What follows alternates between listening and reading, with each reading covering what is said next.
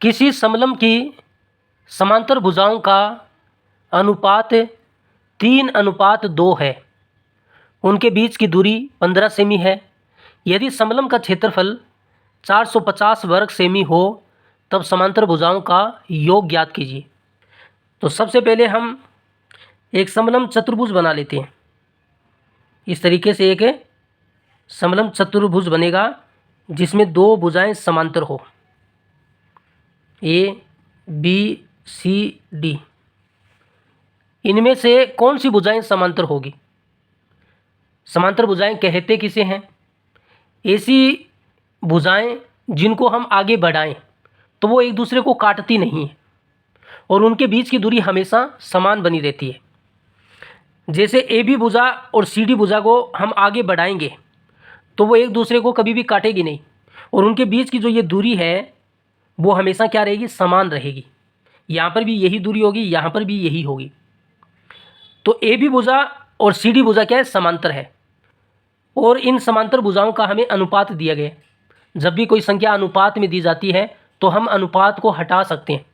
हटाने का तरीका क्या है? अनुपात को हटा दो और गुणा में x लगा दो। देखो, पहली जो भुजा है उसका मान हमें 3 दिया है। अनुपात को हटाकर गुणा में x लगाएंगे तो पहली भुजा 3x हो जाएगी। और दूसरी भुजा जो ए बी है उसका मान हमें 2 दिया है।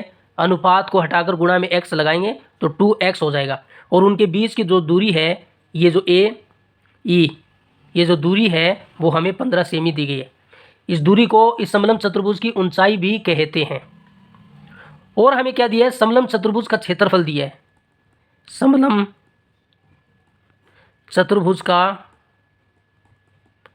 क्षेत्रफल कितना दिया हुआ है? 450 वर्ग सेमी दिया हुआ है। समलंब चतुर्भुज के क्षेत्रफल का फॉर्मूला लगा दो। फॉर्मूला क्या होता है? 1/2 गुणा समांतर भुजाओं का योग, समांतर भुजाओं का योग, और गुणा में उनके बीच की दूरी या ऊंचाई, ऊंचाई लिख लेते हैं, या उनके बीच की दूरी। इसका मान हमें 450 वर्ग सेमी दिया गया।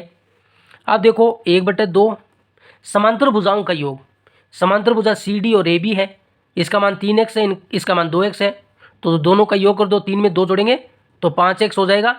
और ऊंचाई कितनी है? ऊंचाई, इनके बीच की दूरी 15 सेमी है, तो 15 सेमी रख दो बराबर 450 वर्ग सेमी।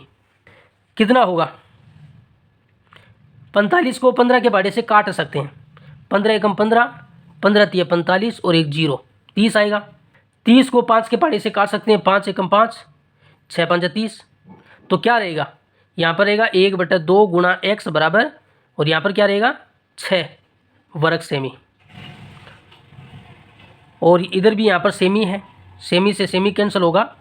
x का मान निकालना है, ये 2 भाग में उधर जाएगा, गुणा होगा। 6 के साथ 2 का गुणा करेंगे तो 12 सेमी आएगा।